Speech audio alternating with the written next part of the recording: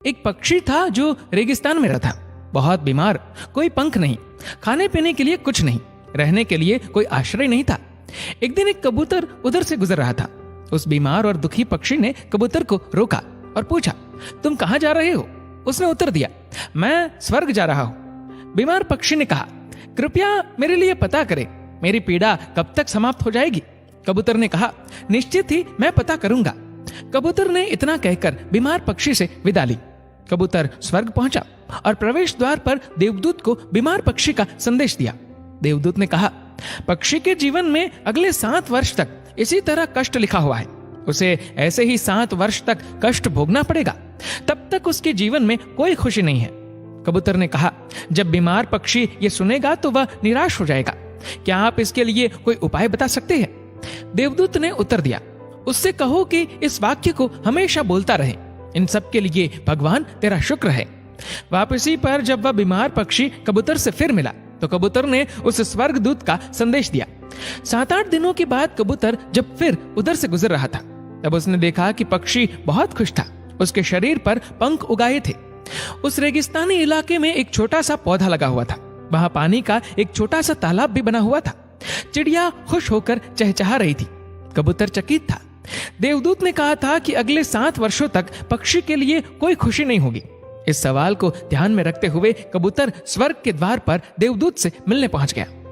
कबूतर ने देवदूत से अपने मन में उठते हुए सवालों का समाधान पूछा तो देवदूत ने उत्तर दिया, हाँ, ये सच है कि पक्षी की जिंदगी में 7 साल तक कोई खुशी नहीं लिखी थी, लेकिन क्योंकि पक्षी हर स्थिति में इन सब के लिए भगवान तेरा शुक्र है बोल रहा था और भगवान का शुक्र कर रहा था, इस कारण उसका जीवन बदल गया।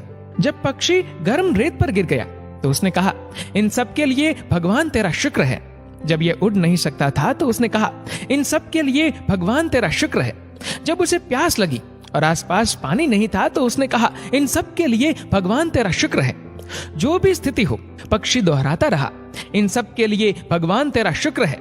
और इसलिए 7 साल 7 दिनों में समाप्त हो गए। जब मैंने यह कहानी सुनी तो मैंने अपने जीवन को महसूस करने, सोचने, स्वीकार करने और देखने के तरीके में एक जबरदस्त बदलाव महसूस किया। मैंने अपने जीवन में इसको अपना लिया। इन सब के लिए भगवान तेरा शुक्र है। इसने मुझे, मेरे विचारों को, मेरे जीवन में बदलाव लाने में मेरी मदद की।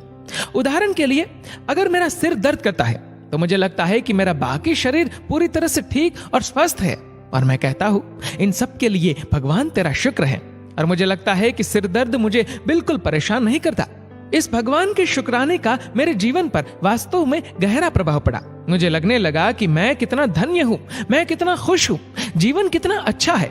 इस संदेश को साझा करने का उद्देश्य हम सभी को इस बारे में अवगत कराना है कि कितना शक्तिशाली है ये, हमारे जीवन को नया रूप दे सकता है। इसलिए आभारी रहे हर चीज के लिए, उस परम पिता परमात्मा के और अपने दृष्टिकोण में बदलाव देखे। दोस्तों, इस वीडियो को लेकर आपकी क्या राय है नीचे कमेंट करके जरूर बताइएगा। और अगर आपको वीडियो अच्छा लगा हो तो इस वीडियो को लाइक